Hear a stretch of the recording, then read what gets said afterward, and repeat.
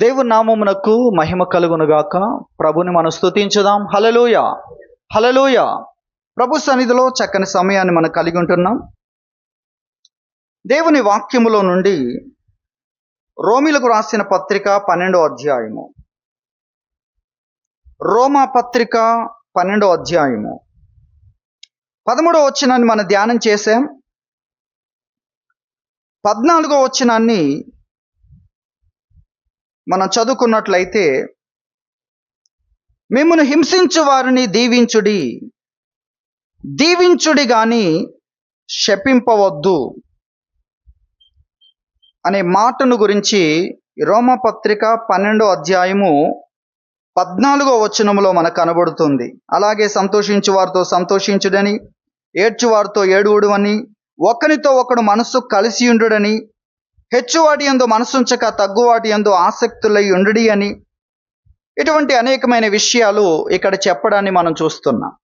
రోమా పత్రిక 12వ అధ్యాయములో అనేకమైన విషయాలు, క్రైస్తవ జీవితానికి సంబంధించిన నడకను గూర్చిన విషయాలు ఈ అధ్యాయం అంతా కూడా ఉండడాన్ని మనం చూస్తున్నాం. అందుకే ఒక్కొక్క వచనములో అనేకమైన మాటలు మనకు కనబడుతున్నాయి. ఇది క్రైస్తవ జీవితం, ఇది క్రైస్తవుని జీవితం. క్రీస్తు చూపించిన మాదిరి, ఆయన అడుగుజాడలు, ఆయన మనకు మాదిరిగా చూపించిన జీవితం అంతా కూడా ఇక్కడ కనబడుతూ ఉంది. వాక్యం యొక్క ఆ టైటిల్ మీరు అర్థం చేసుకోనండి. ఆ టైటిల్ చూడగానే మనం దీన్ని దాటి వెళ్ళిపోవాలనిపిస్తుంది కదా. ఇది కాదు, ఇది మన కష్టతరంగా ఉంది, తర్వాత చూద్దామని ముందుకు వెళ్ళాలి. నిజానికి మనము 15వ వచనం ధ్యానించాలి. ఈ 14వ వచనం చాలా కష్టంగా ఉంది. 14వ వచనం ఏం చెప్తుంది? మిమ్మును హింసించువారు, బాధ పెట్టేవారు, మిమ్మల్ని ఏడిపించేవారు, బాధ పెట్టేవారు, మీ పట్ల కఠినంగా ప్రవర్తించేవారు, వారిని గురించి మాట్లాడుతుంది. సరే, వారిని గురించి ఏం మాట్లాడుతుంది అని మనం చూస్తే, మిమ్మును హింసించు వారిని ఏం చేయమంటుంది? దీవించండి. అలాగే దీవించుడి గాని దీవించిన తర్వాత ఇంకేం చేయకు, దీవించు గాని దానికి వ్యతిరేకంగా నువ్వేం చేయక. ఆ దీవెనతోనే ఏమంటున్నాడు?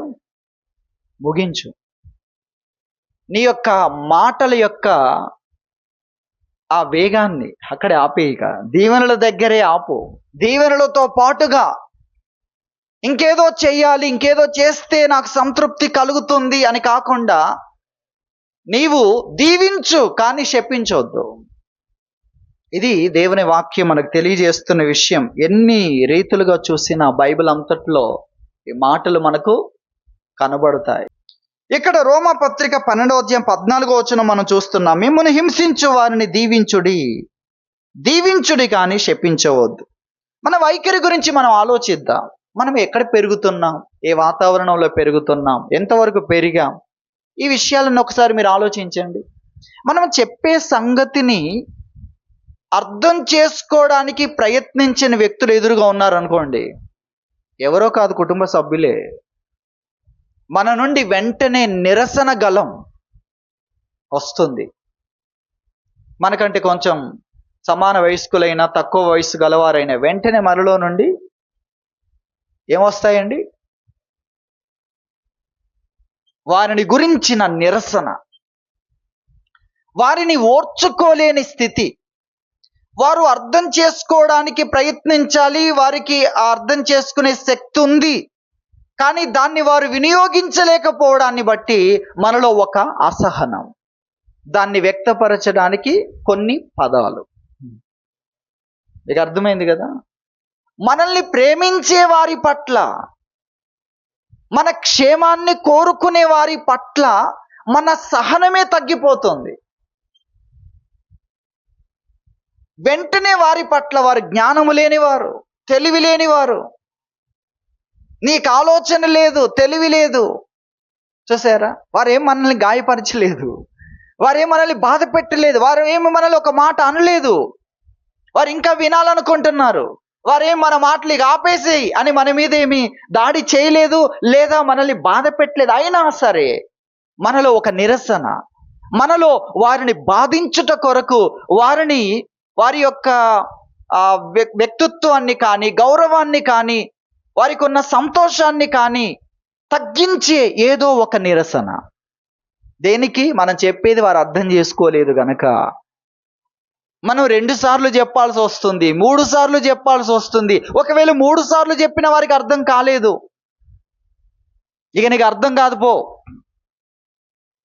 చూసారా? అంటే మనం ఎలా ఉన్నాం, ఎలా పెరుగుతున్నాం, ఎలాంటి అంతరంగాన్ని కలిగి ఉన్నాం, ఎలాంటి వాతావరణములో, ఎలాంటి విషయాలతో పెంచబడుతున్నాం. మనల్ని ప్రేమించేవారైనా, కుటుంబమైనా, సన్నిహితులైన, స్నేహితులైన, సమీపస్తులైన వారిలోనే మనం అనుకున్నట్లుగా లేని ఒక స్థితి చూసినప్పుడు మనము దీవించలేకపోతున్నాం, మంచిని మాట్లాడలేకపోతున్నాం, దీవెన వచనాలు వారి మీదకి ఒక దీవెనను పలకలేకపోతున్నాం, ఒక ఆరోగ్యకరమైన సంభాషణను అక్కడ వెదజల్లలేకపోతున్నాం. ఆ మాటలను, ఆ పదాలను వెంటనే మనకు తీసుకోవడానికి ఆ పదాలు రావడం లేదు. దానికంటే కరుకైన, కఠినమైన పదాలు వాడడానికి ఉపయోగిస్తూ ఉన్నాం. ఎక్కడ పెరుగుతున్నాం? ఎలా ఉంది చూడండి. ఇంకెవరైనా మనల్ని బాధించారనుకోండి, తప్పు పట్టారనుకోండి, నిందించారనుకోండి, ప్రశ్నించారనుకోండి, ఇక శత్రువులు బాధించుట అనేది చేశారనుకోండి, నొప్పించే మాటను పలికారనుకోండి, అప్పుడు ఏం చేస్తాం? అది ఇక్కడ వాక్యం మనకు తెలియజేస్తుంది. హింసించేవారు, బాధించేవారు, ఆ పరిస్థితుల మధ్యలో మీరు నిలవకుండా పారిపోయేటట్లుగా మీకు ప్రతికూలతను కలిగిస్తున్నవారు. చాలా విషయాలు, చాలా పదాలు ఈ మాటకు మనం చూడగలం. వారి పట్ల మనం ఎలా ఉండాలి, వారితో మాట్లాడడానికి మనం ఎలా ఉండాలి, ఎలాంటి పదాలను మనము ఉపయోగించాలి. అక్కడ వారు ఏం చేస్తున్నారు? బాధిస్తున్నారు, హింసిస్తున్నారు, నొప్పిని కలిగిస్తున్నారు. అనేకమైన విషయాలు దేవుని వాక్యంలో మనం చూస్తున్నాం. వారి పట్ల, హింసిస్తున్న వారి పట్ల, bless them which persecute you అనే మాటను మనం చూస్తున్నాం. అలాగే give blessing who are cruel to you. ఎవరు నీ పట్ల క్రూరంగా ప్రవర్తిస్తున్నారో వారిని దీవించు. అలాగే ఎవరు నీ పట్ల నిన్ను చెడ్డగా చిత్రీకరించాలని చూస్తున్నారో అని ఇంకొక ఇంగ్లీష్ వెర్షన్లో చెప్తాడు. నిన్ను చెడ్డగా చిత్రీకరించడానికి, నీ మంచితనం, నీలో మంచితనం కనిపించకుండా నీ ఒక చెడ్డ వ్యక్తిగా, నీ గౌరవాన్ని భంగపరుస్తూ నిన్ను చెడ్డ వ్యక్తిగా చిత్రీకరించడానికి ప్రయత్నం చేస్తున్నారు, వారిని ఏం చేయమంటున్నాడు? దీవించు. ఎంత కష్టతరమైన విషయాలు కదా ఇవి. మనం పెరుగుతున్నది ఏదో దైవభక్తి చేస్తున్నాం, కానీ పెరుగుతున్న వాతావరణం ఎలా ఉందో తెలుసా? మనకు వచ్చే పదజాలం ఎలా ఉందో తెలుసా? ఎలా ఉంది? మనల్ని బాధిస్తున్న వారి పట్ల మనకు అందుతున్న పదాలు ఏంటి?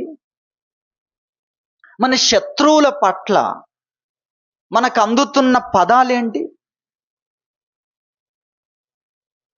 చూడండి, ఏ పదాలు అందుతున్నాయి? దీవెన వచనాలేనా? వారిని గురించి దేవుడు వారిని దీవించును గాక, దేవుడు వారిని అభివృద్ధి పరుచును గాక, లేక దీవెన వచనాలంటే కొన్ని విషయాలు మనం ఆలోచన చేద్దాం. సరి అయిన మాటలు, ఆరోగ్యకరమైన మాటలు, లేదా మేలుకరమైన మాటలు, లేక పరస్పర క్షేమాభివృద్ధిని కలిగించగలిగిన పదాలు, దాన్ని కూడా దీవెన వచనం అని చెప్పవచ్చు. దీనికి సంబంధించి మనం ఆలోచన చేస్తే కానీ మనం మాట్లాడాలి అనుకుంటున్నవి, తీసుకోవాలి అనుకుంటున్న పదాలు ఎటువంటి పదాలు? కానీ వాక్యం చెప్తుంది అవి ఎలా ఉండాలి? దీవించండి, దీవించండి. మనకు కొన్ని ఊత పదాలు ఉంటాయి కదా, అందులో ఒకటి ప్రైజ్ ద లార్డ్ అనేది ఉంది, ఊత పదాలు ఉన్నాయి కదా. అలాగే హల్లెలూయా, ఇలాంటివి ఉన్నాయి కదా కొన్ని. అలా ఇది కూడా రావాలి ఇప్పుడు. ఏంటది? గాడ్ బ్లెస్ యూ అనే పదం కూడా ఇప్పుడు మనకి ఏం కావాలి? అది అలవాటుగా రావాలిక. ఎందుకంటే అలవాటుగా వచ్చే కొన్ని పదాలు ఉంటున్నాయి. బాధిస్తున్న వ్యక్తి, మనల్ని అవమానపరుస్తున్న వ్యక్తి, మనల్ని చెడ్డవారుగా చిత్రీకరిస్తున్నాడు. మనం మంచివారమైనా, మనము ఎవరికి కీడు చేయకపోయినా, మనం ఎవరిని నిందించకపోయినా, మనలో లేని దాన్ని సృష్టించి మనల్ని చెడ్డ వ్యక్తిగా చిత్రీకరిస్తున్నప్పుడు ఒక్కసారిగా గాయపడి ఏం మాట్లాడాలో తెలియని పరిస్థితుల్లో మనం ఉపయోగించే పదాలేంటి? అది ఎవరిచ్చారు? ఎక్కడి నుండి వచ్చాయి ఆ పదాలని? లోకం మనకిచ్చింది. ఆ పదాలను నేను ఇక్కడ వాడలేను, మనం వాడుతూ ఉన్నవైనా నేను వాడలేను. మీకు అర్థమవుతుంది? ఎందుకంటే దీవెన వచనాలు, ఆరోగ్యకరమైన వచనాలు, పరస్పర క్షేమాభివృద్ధిని కలిగించగలిగిన ఆ పదాలు, అవి మనం పలకాలి. ఎప్పుడు? గాయపడినప్పుడు, నొప్పి కలిగినప్పుడు. ఇది దేవుని వాక్యం మనకు తెలియజేస్తుంది. ప్రభు దాని గురించి బోధించాడు, ఆయన మాదిరి చూపించాడు, తన అడుగు జాడలు చూపించాడు. అలాగే భక్తులైన వారు అదే బోధ చేశారు, అదే జీవితాన్ని వారు చూపించారు. ఇది ఎంత ప్రాముఖ్యమైనది! ఎప్పుడు చేయగలం? ఎలా చేయగలం? నిజానికి మనం చూస్తే అది చేయడానికి ఎంతో కష్టతరంగా ఉంది, వినడానికే చాలా కష్టంగా ఉంది. అలాగే మన జీవితంలో జరుగుతున్న 1-2 ఎగ్జాంపుల్స్ తీసుకున్నట్లయితే, జీవితంలో నుండి, మన చరిత్రలో నుండి తీసుకుంటే, మన పదాలన్నీ చాలా కఠోరమైనవి, కఠినమైనవి, లోకం వాడుతున్నవి కూడా వాడుతూ ఉంటాం. యెషయా ఆ భక్తుని వలె మనం కూడా, యెషయా ప్రవక్త వలె మనం కూడా ఏం చేయాలి? దేవుని సన్నిధిలోనికి వెళ్ళి దేవ దర్శనాన్ని చూస్తున్నప్పుడు, అయ్యో నేను అపవిత్రములైన పెదవులు గలవాడను అని చెప్పాల్సి వస్తుంది. ఎందుకు? అపవిత్రములైన పెదవులు గల జనుల మధ్య నివసించి తిని కనుక అదే పదజాలం నేను నేర్చుకోవాల్సి వచ్చింది. కాబట్టి కోపం వచ్చినప్పుడు దాన్ని వినియోగించాల్సి వస్తుంది. వెంటనే నాకు అదే వచ్చేస్తుంది. అదైతేనే సరైన పదం. దెబ్బకు దెబ్బ, లేదా వ్యక్తికి బుద్ధి కలిగేటట్లుగా నేనే ఆ పదాలు చూడండి. కానీ దేవుడు ఇక్కడ దీవెన వచనాల వరకే నీకు అనుమతి ఉంది అనే విషయాన్ని వాక్యం అయితే చెప్తుంది. ఇంట్రడక్షన్తోనే మన సమయం అయిపోయేటట్లుంది, కానీ అంత ప్రాముఖ్యం అది. నేనేదో తేలిగ్గా ఈ విషయాన్ని తీసుకోవట్లేదు, నేను దీన్ని దాటిపోవడానికే ఇష్టపడుతున్నాను వేరే 15వ వచనంలోని. కానీ 14వ వచనం ఏంటి అసలు? దీని మర్మం ఏంటి? అది ఇక్కడ వాక్యమే కాదు, బైబిల్ అంతట్లో ఉంది. ఒకటి యేసుక్రీస్తు బోధలన్నిట్లో ఉంది, అది ఆయన జీవితంలో కనిపించేది, అది అలాగే అపోస్తులు బోధించింది, అది అపోస్తలుడైన పౌలు కానీ పేతురు కానీ బైబిల్ అంతట్లో మనకు కనిపిస్తున్నది, వారి జీవితంలో కనబడుతుంది, వారి బోధలో కనబడుతుందంతా ఇదే. అది మనం ఇక్కడ చూస్తున్నాం. కాబట్టి దీన్ని ఎలా చేయగలం? ఎప్పుడు చేయగలం? అసలు ఏంటి విషయం? దీని గురించి మనం ఆలోచించాలి. కాబట్టి ఇక్కడ దీవించు అనగా ఆ వ్యక్తిని మెచ్చుకో అనే పదం కూడా వస్తుంది. మెచ్చుకోగలిగిన విషయాల గురించి మాట్లాడు, లేక మంచి ఆ వ్యక్తి జీవితంలో ఉన్న మంచి విషయాలను ప్రస్తావించు. వీటిని దాటేయి. ఎందుకంటే దీవించాలంటే ఆ వ్యక్తిని గురించిన మంచి విషయాలు జ్ఞాపకం చేసుకో. చూడండి, ఎటువంటి వైఖరిలో మనం పెరగాలో ప్రభువు మనకు తెలియజేస్తున్నాడు. మంచిని గురించి మాట్లాడు. దీవెన వచనం అంటే ఆ వ్యక్తి యొక్క మంచిని గురించి మాట్లాడు, అలాగే మేలైన విధానములో నీవు మాట్లాడు అనేది దేవుని వాక్యం మనకు తెలియజేస్తుంది. ప్రభు చెప్పిన మాటలు జ్ఞాపకం చేసుకుంటే మత్తయి సువార్త 5వ అధ్యాయము, మత్తయి సువార్త 5వ అధ్యాయం 44వ వచనం చూస్తే, నేను మీతో చెప్పినదేమనగా, మీరు పరలోకమందున్న మీ తండ్రికి కుమారులై ఉండునట్లు మీ శత్రువులను ప్రేమించుడి, మిమ్మును హింసించు వారి కొరకు ప్రార్థన చేయుడి అన్న మాటను చెప్పాడు. హింసించే వారి కొరకు ప్రార్థన చేయండి అనేది ఇక్కడ. శత్రువును ప్రేమించండి. నేను బాధిస్తున్నాడా, నేను అవమానపరుస్తున్నాడా, నీకు నష్టాన్ని కలిగించాడా, నీ పేరుకు కానీ, నీ ఆర్థిక విషయాలకు కానీ, నీ యొక్క జీవితానికి కానీ, శరీరానికి కానీ, భౌతిక విషయాలకు కానీ హానిని కలగజేశాడా, ఆ వ్యక్తిని నువ్వు ప్రేమించు అంటున్నాడు. మనం ప్రేమించే వారి పట్ల కొన్ని ప్రశ్నార్థకరమైన విషయాలు ఉంటే దాటేస్తాం. చూసారా? వాటిని గురించి ప్రస్తావించకుండా వారి యొక్క మంచిని గురించి మాట్లాడడానికి, లేదా అలాంటి విషయాలు వచ్చినప్పుడు మనము వారిని ఏం చేస్తున్నాం, ప్రేమిస్తున్నాం, వీళ్ళు వాళ్ళు ఒకటే అనేది అంటారు కదా ఇతరులు. అలాంటి విషయాల్లో మనం మౌనంగా ఉంటాం. మీకు అర్థమవుతుందా? అలా శత్రువుల విషయంలో ఉండమంటున్నాడు దేవుడు. ఇది మనకు ఉండాల్సిన గొప్పతనం. ఎవరి విషయంలో? శత్రు విషయంలో. వ్యతిరేకమైన విషయాలు మాట్లాడేటప్పుడు నువ్వు మౌనముగా ఉండు, లేదా ఆ సందర్భములో మంచి విషయాలు మాట్లాడు, లేదా దీవించు, దీవెనకరమైన మాటలు మాట్లాడు అనేది దేవుని వాక్యం తెలియజేస్తుంది. అలాగే మరొక వాక్యాన్ని చదువుకుందాం. లూకాసు వార్త 6వ అధ్యాయము. లూకాసు వార్త 6వ అధ్యాయం 28వ వచనం మనం చూస్తే, మిమ్మును శపించు వారిని దీవించుడి, మిమ్మును బాధించు వారి కొరకు ప్రార్థన చేయుడి అనేది దేవుని వాక్యం ఇక్కడ తెలియజేస్తుంది. ఇక్కడ ప్రార్థన చేయండి అంటే కూడా మంచి చేయండి, వారిని గురించి దేవునితో మాట్లాడి వారికి మేలు కలిగేటట్లు చేయండి అనే ప్రార్థన గురించి ఇక్కడ మాట్లాడుతున్నాడు.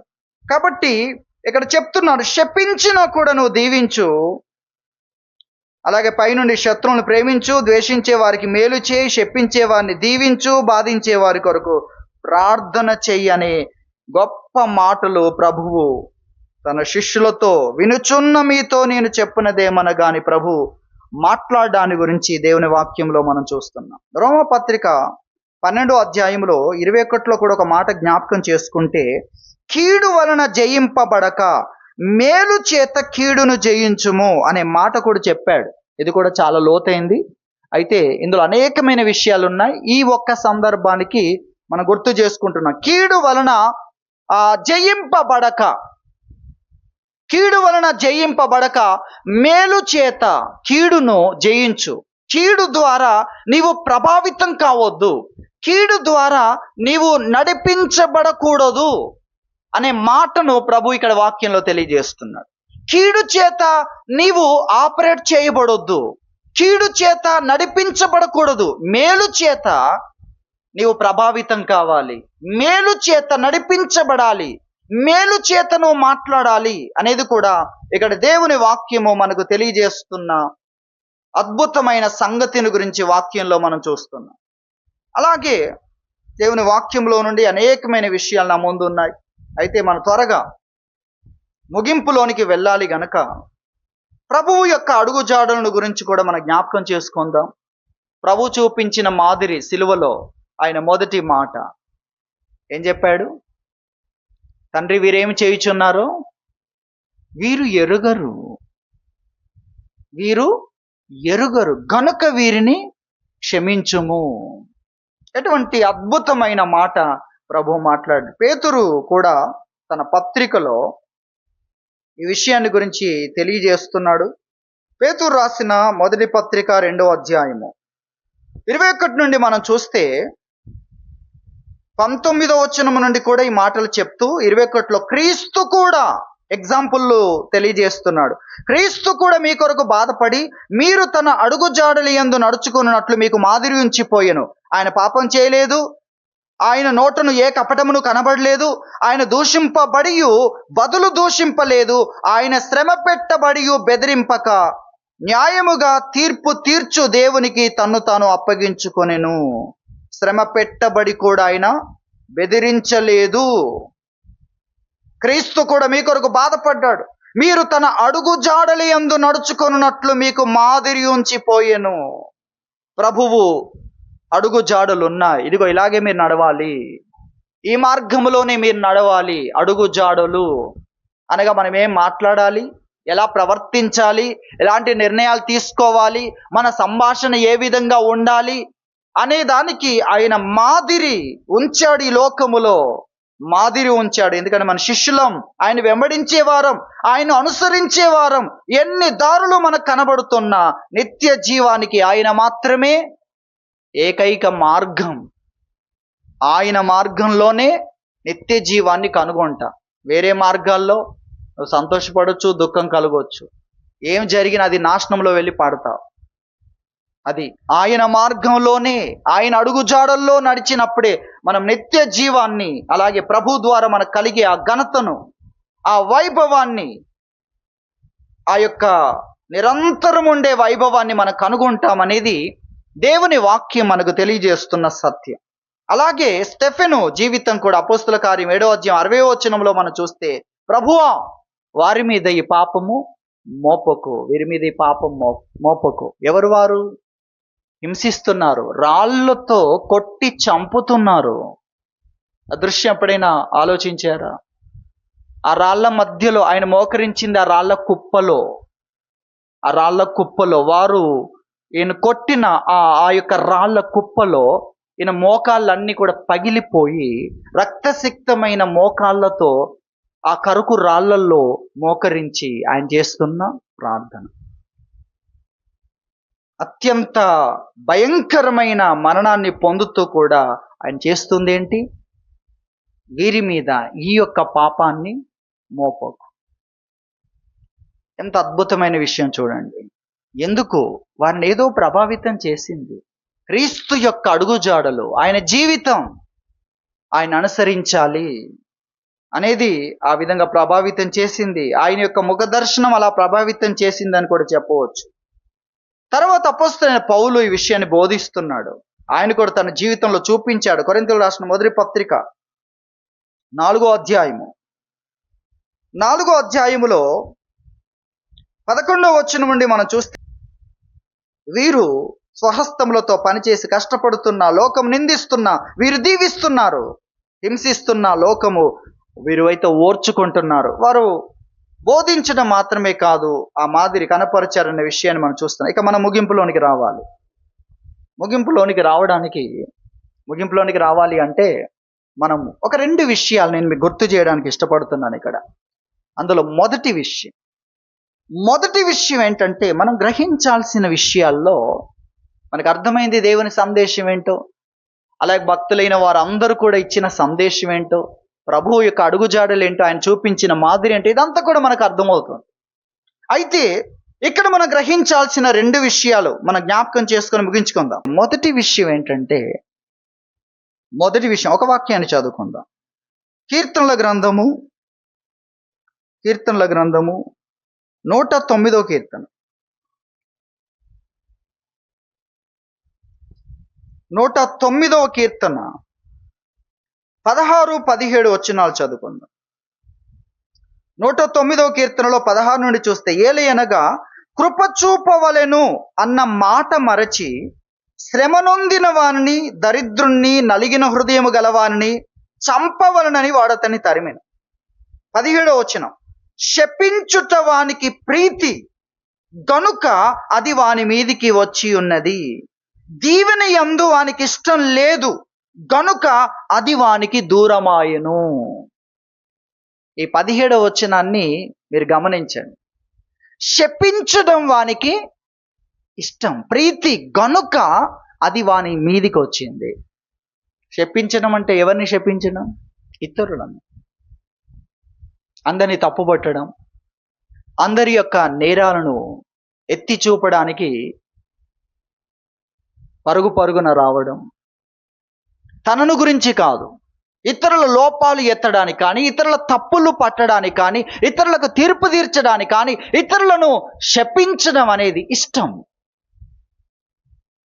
అందరిని తప్పుపట్టడం, అందరూ దోషులని, అందరూ అంటుంటారు కదా, దొంగలు అందరూ, ఈ విధంగా మాట్లాడడం అనేది అతనికి ఇష్టం. కాబట్టి అది ఏం జరిగింది? అతని మీదకి వచ్చింది. ఇప్పుడు అర్థమైందా మీకు? ఇతడు శపించేది ఎవరినండి? ఇతరులను. ఇతరులను శపిస్తున్న శాపము ఇతని మీదకి వచ్చింది. మీకేమైనా అర్థమవుతుందా? అలాగే ఇతరులను దీవించడం ఇతనికి ఇష్టం లేదు. దీవెన యందు ఇతనికి ఇష్టము లేకపోయేను గనుక అది అతనికి దూరం ఆయను. శపించుట ఇతనికి ఇష్టం గనుక అది అతని మీదకి వచ్చింది. ఇప్పుడు అర్థమైందా దేవుడు ఎందుకు దీవించమంటున్నాడు? నువ్వు చేసేది మొదట నీ నుండి స్టార్ట్ అవుద్ది. నువ్వు చేసేది, అందుకే దేవుడు మనల్ని చేసే ప్రతి దాన్ని ప్రేమతో, మీరు చేయు కార్యములన్నీ ఎలా చేయమన్నాడు? ప్రేమతో. మనకు బాధ కలిగింది ఉంటుంది, మనల్ని అవమానపరిచింది ఉంటుంది, నష్టం కలిగింది ఉంటుంది, రకరకాల పరిస్థితుల గుండా మనం నడుస్తాం. అంతా ఒకటే కాదు. యెహోవా నా కాపరి, కానీ అక్కడ లోయలున్నాయి. అంత మైదానాలు ఉన్నాయా? పచ్చిక గల చోట్లు, శాంతికరమైన జలములు, తన నామమును బట్టి నీతి మార్గాలు. ఇదే కాదు, గాఢాంధకారం ఉంది, అలాగే లోయలున్నాయి, శత్రువులు ఉన్నారు, విభిన్నమైన పరిస్థితులు ఉన్నాయి, లెక్కలేని అపాయాలు ఉన్నాయి, అంతకు ముందు చూసిన వాటి కంటే విభిన్నమైనవి. కానీ అన్నిట్లో కూడా, అన్ని పరిస్థితుల్లో మీరు చేసేవన్నీ ప్రేమతో చేయమని చెప్పాడు. వ్యతిరేకత మధ్యలో కూడా, శత్రువును కూడా ప్రేమించు. ఏ వ్యక్తిని చూచి నిరాశ పడకు, మేలు చేయి. ఆ వ్యక్తి ఏ వ్యక్తి అయినా, ఇతనిక, ఈ కృతజ్ఞత లేనివానికా నేను సహాయం చేయాల్సి వస్తుంది? నేను ప్రేమ చూపించాలని దేవుడు నాకు ఇచ్చిన ప్రేమను ఈ వ్యక్తిగా నేను చూపించాల్సింది. అలాగే నేను దాచిపెట్టుకున్న కష్టార్జితాన్ని ఈ వ్యక్తిగా, ఈ కృతజ్ఞత లేని వానికి, దుష్టునిగా నేను చూపించాల్సి వస్తుంది. నాకు దేవుడిచ్చిన అవకాశాలు ఇలాంటి వారికా అని ఏ వ్యక్తిని చూచి నిరాశ పడకు. లూకాసువార్త 6:35 చెప్తున్నాడు, నిరాశ పడకు. అక్కడ చెప్పాడు, ప్రేమించు, మేలు చేయి, అప్పు ఇవ్వు. అలాగే అనేకమైన విషయాలు ప్రేమకు సంబంధించి. ఏ వ్యక్తిని చూచి నిరాశ పడకు. ఎందుకంటే నువ్వేదైతే చేస్తున్నావో అది నీ నుండే స్టార్ట్ అవుతుంది. ఇతనికి ఇతరులను దీవించడం ఇష్టం లేదు కాబట్టి దీవెన ఇతనికి దూరం అయిపోయింది. ఇతనికి శపించడం ఇష్టం, మనుషుల్ని తప్పుపట్టడం, మనుషుల్ని వెంటనే తీర్పు తీర్చడం ఇష్టం కాబట్టి, శపించడం ఇష్టం గనక ఆ శాపము ఇతనికి కలిగింది అనేది వాక్యం చెప్తుంది. అందుకే దేవుడు మనకు ఎందుకు ఈ విధానాలు అన్ని చోట్ల కూడా.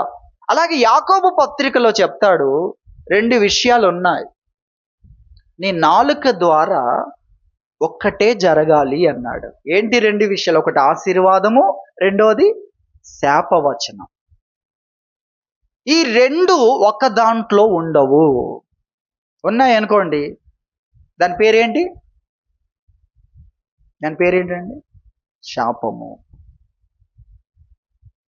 ఫ్రెష్గా మంచి అన్నం ఉందనుకోండి, చెడిపోయిన అన్నం ఉందనుకోండి, ఈ మంచి దాంట్లో కలిపేసామనుకోండి, దాని ఈజ్వల్ ఏంటి? మీకు అర్థమైంది కదా? మంచిని తీసుకెళ్ళి చెడులో కలిపితే మొత్తం ఏంటి? మొత్తం చెడే దాని అర్థం. కాబట్టి 2 విషయాలు ఉన్నాయి ఇక్కడ. ఒక్క జల నుండి ఒకటే వస్తుంది, ఉప్పు నీరా లేదా తీయని నీరా, ఒకటే వస్తుంది. కాబట్టి మనము ఒక్కటే ఎంచుకోవాలి. నువ్వు ఆశీర్వాదం ఎంచుకుంటావా, శాపం ఎంచుకుంటావా? 2 ఉండకూడదు అని దాని గురించి రాశాడు. నాలుక ఎంత ప్రమాదకరమైందో దాని గురించి రాశాడు. కాబట్టి మనం అర్థం చేసుకోవాలి, వాక్యం మనకు ఆ విషయాన్ని తెలియజేస్తుంది. అలాగే దేవుని వాక్యంలో ప్రభు చెప్పిన ఒక మాట మన జ్ఞాపకం చేసుకుందాం. మత్తయి సువార్త 7వ అధ్యాయం. మత్తయి సువార్త 7వ అధ్యాయము, 7వ అధ్యాయములో 12వ వచనం. 7:12 చాలా అద్భుతమైన వాక్యం కదా. బైబిల్ అంతా కూడా ఒక్క మాటలో అన్న దాంట్లో ఇది కూడా వస్తుంది. మత్తయి సువార్త 7వ అధ్యాయం 12వ వచనంలో, కావున మనుషులు మీకు ఏమి చేయవలనని మీరు కోరుదురో అలాగునని మీరును వారికి చేయండి. ఏం చేయమంటున్నాడు దేవుడు? వాళ్ళు ఏం చెయ్యాలి మనకు అని కోరుకుంటాం, అది నువ్వు చెయ్యి. ఎందుకు? అది నీ మీదికి వస్తుంది. దేవుడు ఏం చెప్తున్నాడు? నీకేమి దొరకాలి, దేవుడు నీకేమి ఇవ్వాలనుకుంటావో దాన్ని నువ్వు విత్తనం వేయి. ఆ పంటను అధికంగా దేవుడు నీకు అనుగ్రహిస్తాడు. కాబట్టి మనుషులు నీకేం చేయాలనుకుంటావో అది నువ్వు చెయ్యి. మనుషులు నీకేం చేయాలనుకుంటావు? ఒకవేళ నీవేదైనా పొరపాటు చేసినా కూడా మనుషులు నీకేం చేయాలనుకుంటావు, ఎలా మాట్లాడాలనుకుంటావు, అది నీవు చెయ్యి. అప్పుడు నీ మీదికి ఆ పంట వస్తుంది అన్న విషయాన్ని ప్రభు తెలియజేస్తున్నాడు. అందుకే మనం ఏది చేస్తామో అది మన మీదికి వస్తుంది. ప్రభు యొక్క వాక్యం అంతా కూడా, మీరు ఏ కొలత చొప్పున మనుషుల్ని కొలుస్తూ ఉంటారో అదే కొలత చొప్పున దేవుడు నిన్ను కొలుస్తాడు. శపించుట ఇష్టము గనక అదే అతని మీదకి వచ్చింది. దీవించడం ఇష్టం లేదు గనక అది అతనికి దూరం అయిపోయింది. ఎందుకు చెప్తున్నాడు అనేది మొదటి విషయం. ఇది మొదటి విషయంలో మనం అర్థం చేసుకోవాల్సింది ఎంత ఉందో మీరు ఆలోచించండి. ఎందుకు చెప్తున్నాడు దేవుడు? ఎందుకంటే నీ జీవితంలోనికి శాపం అనేది రాకూడదు అంటే అన్ని స్థలాల్లో నీవు దీవెనలే విత్తాలి. శత్రువైనా, బాధించిన వ్యక్తి అయినా, శపించిన వారిని కూడా ఏం చేయమన్నాడు? ప్రభు నన్ను శాపనార్థాలు పెడుతుంది, నేను దీవించడం దీవించు. దాని అర్థం ఏంటి? దీవించమన్నప్పుడు దేవుడు ఏం చేస్తాడు? నిన్ను శపించేవానికి దీవిస్తాడేంటి? కాదు. దీవించడం అంటే అక్కడ అతని దేవుడు దర్శించడం, అతని దేవుడు బాగు చేయడం, అతనికి జ్ఞానోదయం కలిగించడం, అతనికి మంచి మనస్సునివ్వడం, అతడు దీవించబడుట కొరకైన మనస్సును అతనికి ఇవ్వడం, అతడు దేవుని చేత హెచ్చించబడుట కొరకైన మారు మనస్సుని ఇవ్వడం. దేవుడు మనల్ని దీవించడానికి ఎక్కడికి తీసుకొచ్చాడు? అక్కడ నుండి కట్ చేసి, శాపగ్రస్తమైన చెట్టు నుండి కట్ చేసి దేవుడు మంచి ఒలీవ చెట్టున అంటు కట్టాడు మనల్ని. ఎందుకంటే నీవు ఫలభరితం కావాలి. దేవుడు మనల్ని దీవించుట్లో మారు మనస్సు, పశ్చాత్తాపం ఫస్ట్ చేశాడు దేవుడు. కాబట్టి అతన్ని దీవించు, దేవుడు నిన్ను దీవించును గాక అని మనం అన్నప్పుడు దాంట్లో అర్థం ఏంటో తెలుసా? దేవుని కనబడును గాక, దేవుడే నీతో మాట్లాడును గాక, దేవుడే నీకు అర్థం చేయించును గాక, దేవుడే నీకు మంచి మనసు ఇచ్చును గాక. ఇక దేవుడు చేసే పనులన్నీ ఏవైతే మనకు చేశాడో అవన్నీ అతను చేస్తాడు. అది దీవించుటలోని అర్థం. నేను చెప్తే నీకు అర్థం కావట్లేదు, నేను చెప్తే నువ్వు వ్యతిరేకిస్తున్నావు. దేవుడే నీతో మాట్లాడును గాక, దేవుడే నిన్ను దర్శించును గాక అనేదంతా అందులో కనబడుతుంది. దేవుడిని దీవించును గాక అంటే దేవుడు మనల్ని దర్శించినప్పుడు ఏం జరిగింది? పశ్చాత్తాపం, మారు మనస్సు, అక్కడి నుండి బాప్తిస్మం, ప్రభు యొక్క ఆత్మను పొందుట, ప్రభు చేత నడిపించబడుట. చూడండి, దేవుడు దీవించడం మొదలు పెడితే ఏం చేస్తున్నాడో అలాగే దేవుడు చేస్తాడు. దేవా దీవించు అంటే అతనికి మేలుకరమైంది ఏంటి? ఏది మేలుకరమైంది దాన్ని దేవుడు జరిగిస్తాడు. దాని అర్థం వేరుగా కాదు. మనం దీవించేది వేరుగా కాదు. దేవుడే దర్శించాలని, దేవుడే బాగు చేయాలని, దేవుడే హెచ్చించాలని, అతడు దీవించబోట కొరకైన కార్యాలు దేవుడు చేయాలి.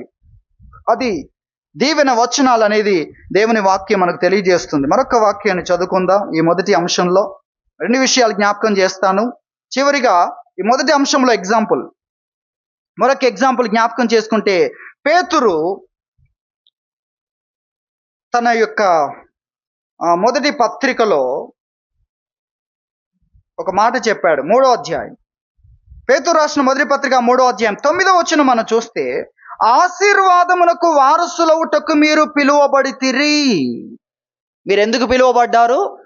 ఆశీర్వాదమునకు వారసులవుటకు మీరు పిలువబడితిరి. గనుక ఈ గనుక అన్నప్పుడు ఏముండాలి? అన్నీ మీకు ఆశీర్వాదాలే. మీరు ఎక్కడికి వెళ్ళినా మీరేమి ఏర్పాటు చేసుకోకండి.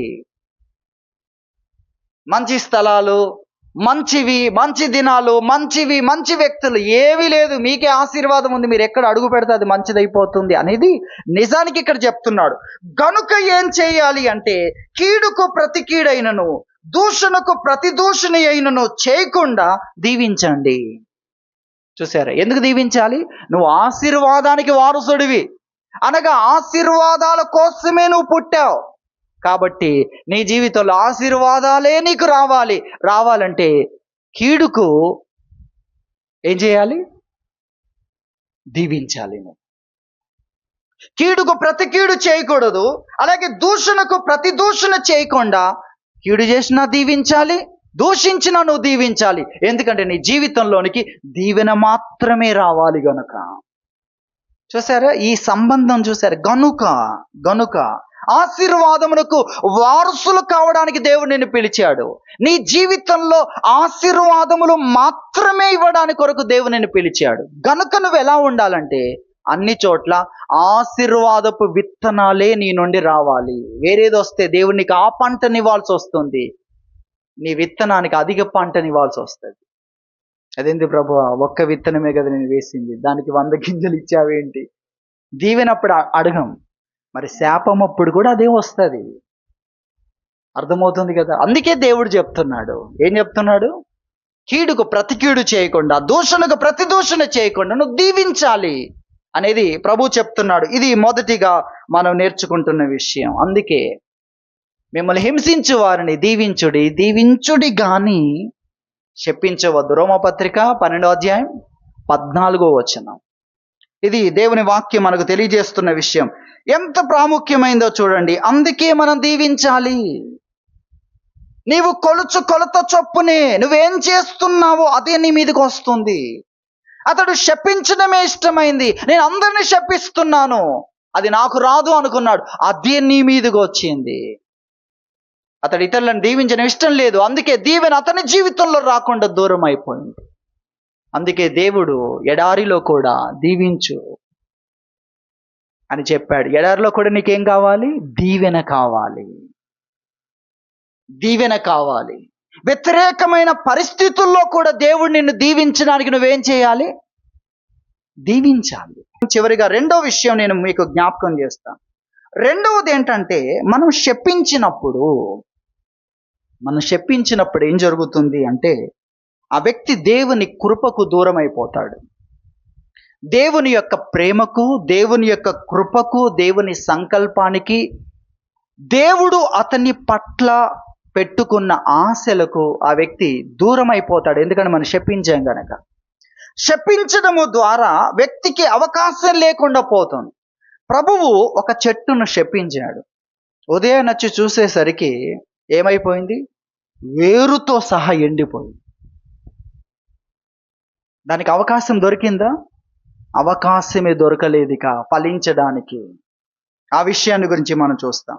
అలాగే ఎలీషాను కొంతమంది పిల్లలు గేలి చేయడాన్ని మనం చూస్తాం. 2వ రాజుల గ్రంథం 2వ అధ్యాయం 23-24 వచనాల్లో ఆ వాక్యం ఉంటుంది. సమయం అయిపోయింది కనుక వాక్యం చూపించట్లేదు.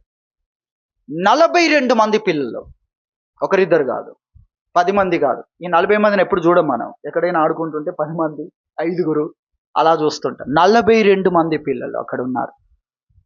ఎలీషా ప్రవక్తను గేలి చేశారు.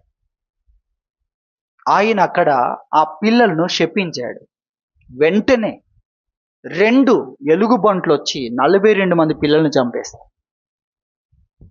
మీరు గ్రహించాల్సింది ఏంటంటే, ఇక్కడ మనం శపించినట్లయితే ఏం జరుగుతుందంటే వ్యక్తికి అవకాశం లేకుండా పోతుంది. అది మనం మన నొప్పి చిన్నది. మన నొప్పి ఒక్క పూటకు, ఒక్క పరిస్థితికి మాత్రమే సంబంధించింది. కానీ నువ్వు శపించడం ద్వారా ఆ వ్యక్తి ఎక్కడ ఉంటాడు తెలుసా? శపించబడిన వారులారా అన్న దగ్గర ఉంటాడు. ఎక్కడున్నారు వారు? ప్రభు తీర్పు తీర్చే దగ్గర ఎడం వైపున ఉన్నారు. వారిని ఇప్పుడు ఎక్కడికి పంపించాల్సి వస్తుంది? నిత్యాగ్నిలోకి. కాబట్టి శపించడము ద్వారా ఏం జరుగుతుందంటే వ్యక్తి తనకున్న అవకాశాలను శాశ్వతంగా కోల్పోతాడు. అందుకే శపించడం నువ్వు చేయకూడదు అనేది దేవుడు మనకు చెప్పాడు. అలా చేయడం ద్వారా వ్యక్తి మారు మనసు పొందడానికి, తన తప్పు తెలుసుకోవడానికి, పశ్చాత్తాప పడడానికి, బాగుపడడానికి దేవుడు ఇంకా టైం ఇవ్వాలనుకుంటున్నాడు. మనకి ఎన్నిసార్లు ఇవ్వలేదు సమయాన్ని దేవుడు? ఒక్కసారే సమయం ఇచ్చి వెంటనే తీర్పు తీరిస్తే నశించిన వారిలో మనం ఒకరిగా ఉండేవాళ్ళం. ఎన్ని ప్రమాదాల నుండి దేవుడు తప్పించలేదు? మీరు ఆలోచించండి. ఒక్కసారికే దేవుడు జడ్జిమెంట్ ఇచ్చేసాడా మనకు? కాబట్టి మనం ఇతరుల జీవితాల్లో వారు చేసిన ఒక పొరపాటు, వారు పశ్చాత్తాపడే సమయం ఉంది, దేవుడు దర్శించే సమయం ఉంది, దేవుడు జ్ఞానోదయం కలిగించే సమయం ఉంది, మనల్ని మార్చినట్లుగా, జక్కయ్యను మార్చినట్లుగా, సౌలును మార్చినట్లుగా. అలాగే స్టెఫెను శపించినట్లయితే ఏం జరిగేదండి? ఈ సౌలు కూడా కృపను కోల్పోతే దేవుడు దర్శించేవాడా? పరిస్థితి ఏం జరిగేది? అందుకే దేవుడు తన ప్రణాళికలు నెరవేర్చడానికి మనలో నుండి ఏం చేస్తున్నాడు? దీవెన వచనాలను పలుకుమంటున్నాడు. దేవుడు ఏం చేశాడు? తన ప్రాణాన్ని పెట్టాడు. అందరి కోసం తన ప్రాణాన్ని పెట్టాడు. ఆయన ప్రాణం పెడితే నువ్వు చిన్న వెల ఏంటది? ఒక మాటను ఓర్చుకోవడం. నీకు కలిగిన ఒక ఆర్థిక నష్టాన్ని ఓర్చుకోవడం. ప్రభు ప్రాణమే పెట్టి దీవిస్తున్నాడు ఆయన. ఆయన పిల్లలుగా ఒక చిన్న కష్టాన్ని నువ్వు ఓర్చుకోలేవా వారి రక్షణ కోసం? మనము శపించినట్లయితే శాశ్వతంగా వారు అవకాశాలు కోల్పోతారు. దుష్టుడు దుష్టత్వంతో నశించడం నాకెంత మాత్రము ఇష్టము లేదు అని చెప్పాడు ప్రభు. ఆయన ప్రాణాన్ని పెట్టాడు. అంత మాత్రమే కాకుండా ఆయన ఇంకా ఎదురు చూస్తున్నాడు. కాబట్టి దేవుడు అంతగా చూస్తూ ఉన్నప్పుడు మనము శపించినట్లయితే వారు అవకాశాన్ని కోల్పోతారు. దేవుడేం ప్రాణం పెట్టుకొని ఉన్నాడు? ప్రాణం పెట్టి ఉన్నాడు కదా. మీరు అర్థం చేసుకోండి. మనకు రక్షణ లేనప్పుడు మన జీవితాన్ని ఒకసారి చూస్తే మనకే కష్టం కలుగుతుంది. నిసాలు చెప్పాడు, ఇంకా బుద్ధి రాలేదు, ఇంకేం చెప్పాలి దేవుడు నీకు? ఇంకెలాంటి సువార్త వినిపించాలి? మీటింగ్ వెళ్ళి అంత విన్నావు కదా. మన స్టోరీని మనం చూస్తున్నప్పుడు ఎంతగా దేవుడు వాక్యం చెప్పాడు, మన జీవితం ఎలా ఉంది? దేవుడు చెప్పినప్పుడేమో ఆ బుద్ధిమంతుని నిర్ణయాలు, బుద్ధిమంతుని ప్రార్థనలు, తర్వాత వెళ్ళి మనం మాట్లాడుతుంది ఏంటి, మనం చేస్తుంది ఏంటి, మనం అవకాశం ఇస్తుంది ఎవరికి? అలాగే మనం పోరాడుతుంది ఏంటి? దేవునికి వ్యతిరేకంగా, దేవుని చిత్తానికి వ్యతిరేకంగా. అలాంటి స్టోరీలు మన జీవితంలో ఎన్నో ఉన్నాయి. రక్షణ పొందినప్పుడు ఎన్ని అవకాశాలు మనకి ఇచ్చాడు. కాబట్టి మనం శపించినట్లయితే ఇతరులు దేవుని కృప వారికి దూరం అవుతుంది, శాశ్వతమైన నష్టం కలుగుతుంది గనక వారికి శాశ్వతమైన నష్టం కలగకూడదు. అందుకే కొన్నిసార్లు ఇది శత్రువుకు కూడా కలగకూడదు. ఇలాంటి పరిస్థితి చూసారా? మనం ఏం చేస్తున్నాం? దీవిస్తున్నాం. ఎక్కడ? కొన్నిసార్లు కొన్ని బాధల గుండా దేవుడు మనల్ని నడిపించినప్పుడు, దేవా ఇలాంటి పరిస్థితి మూలుగుతున్నప్పుడు, లేక దెబ్బ మీద దెబ్బ శత్రువుకు కూడా కలగకూడదు. నువ్వేం చేస్తున్నావు అక్కడ? దేవుడు వారిని దీవించునుగాక అంటున్నావు నువ్వు. శత్రువుకు కూడా ఇలాంటి పరిస్థితి కలగకుండునుగాక అంటున్నావు నువ్వు. చూసారా? కాబట్టి కొన్ని విషయాలు ఎలాంటివో మీరు ఆలోచించండి. వాటికి వారు గురవుతారు గనక మనము శపించకూడదు. మన కష్టం, మన నష్టం చిన్నది. దేవుడు ఒక్క దెబ్బతో లేక ఒక్క క్షణంలో దాన్ని తలక్రిందులు చేసేస్తాడు. అది మనం అర్థం చేసుకోవాలి. ఇరుకు రోడ్డా లేక కరుకు రోడ్డా? నడుము నొప్పి వచ్చిందా, బ్యాక్ పెయిన్ వచ్చిందా ఆ రోడ్లో? ఒక్కసారి రోడ్డు అంతా తీసేస్తే అసలు ఆ రోడ్డు ఒకప్పుడు ఎట్లుంది అనేది గుర్తు చేసుకోకుండా ఆనవాళ్ళు కూడా వెళ్ళిపోతాయి. హల్లెలూయా. దేవుడు చేసిన కార్యాలు, దేవుడు కార్యం చేసిన తర్వాత దాని గురించి అసలు మనకే గుర్తుండదు. క్షణములో ఆయన అంత చేయగలడు. అలాంటప్పుడు నువ్వు ఒక వ్యక్తికి శాశ్వతముగా నష్టం కలగాలని శాపము ద్వారా కోరుకుంటున్నావు. అందుకే దేవుడు ఏమంటున్నాడు? దీవించు. నువ్వు దీవిస్తున్నప్పుడు దేవునిని దీవించునుగాక అంటే దేవునిని దర్శించునుగాక, మరలా దేవుడు నిన్ను దర్శించునుగాక, మరలా తన సువార్త నీకు వినిపించునుగాక, మరలా దేవుడు నీకు అవకాశము కలిగించునుగాక. చూసారా? కాబట్టి మనం కూడా ఏం నేర్చుకోవాలి? దేవునిని దీవించునుగాక అనేది కొన్ని నేర్చుకుంటాం కదా. కొన్నిసార్లు ఎక్కడ దేవునికి ఇష్టం లేని భాష వస్తుందో అని యేసు రక్తమే జయమంటుంటాం కదా. ఎందుకంటే ఆ సంభాషణ ఆలోచనలన్నిటికీ ఫుల్ స్టాప్ పెట్టడానికి కోసం కొన్నిసార్లు మనం వాడుతూ ఉంటాం. వేరే విధంగా ఆలోచించకుండా, వాక్యమును కానీ వ్యతిరేకంగా మలచకుండా, లేదా లోక సంబంధమైన విషయాల్లోనికి వెళ్ళకుండా ఫుల్ స్టాప్ పెట్టడానికి కొరకు.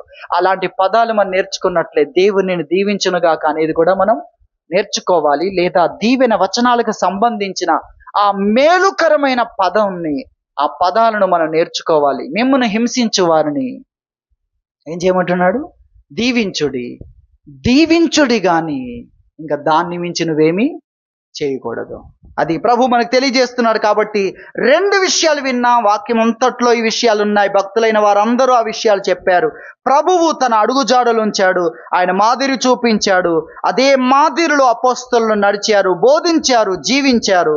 దేవుని వాక్యం మనకు తెలియజేస్తుంది. అపోస్తలుడైన పేతురు కూడా చెప్తున్నాడు, మీరు ఆశీర్వాదములకు వారసులవడానికి ఆశీర్వాదం కొరకే పుట్టారు.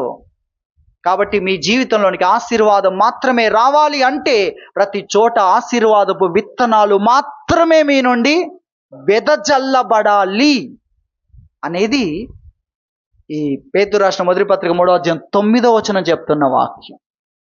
అది మనం నేర్చుకుంటున్నా. కాబట్టి దేవుని వాక్యంలో మొదటిగా మనం నేర్చుకున్నాం, మనము దీవిస్తున్నదే మొదటిగా మన మీదకి వస్తుంది.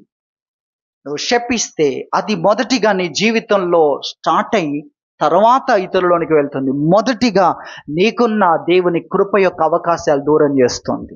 కాబట్టి ఇది వాళ్ళ కోసం కాదు, ఫస్ట్ నీ కోసం.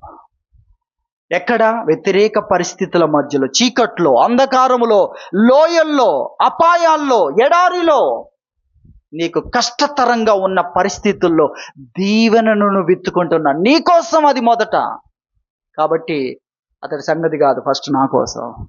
కాబట్టి నేను దీవించాల్సిందే, దీవెన వచనాలు పలకాల్సిందే అనేది మొదటిగా మనం చూస్తున్నాం. రెండవదిగా, శపించడం ద్వారా ఎదుటి వ్యక్తికి ఉన్న అవకాశాలు శాశ్వతముగా మనము నష్టపరిచిన వారం అవుతాము గనక మన బాధ చిన్నది, ఒక పూటకు సంబంధించింది. దేవుడు ఒక్క కార్యం చేయగా నీ గాయాలని మర్చిపోతావు, నీ శాపాలన్నీ తొలగిపోతాయి. మనుషుల ద్వారా నీ కలిగిన నష్టమంతా ఒక్క క్షణంలో దేవుడు తొలగించగలడు. కానీ నువ్వు శపిస్తే ఆ వ్యక్తి నష్టం యుగాయుగములు ఉండాల్సి వస్తుంది. అప్పుడు మనమే బాధపడవలసి వస్తుంది. ఆ నష్టం మొదట మన నుండి ప్రారంభమవుతుంది. కనుక మనము హింసించే వారిని కూడా దీవించేవారుగా ఉండాలని ప్రభు తెలియజేస్తున్నాడు. దేవుడి వాక్యం దీవించునుగాక. ప్రార్థన చేసుకుందాం.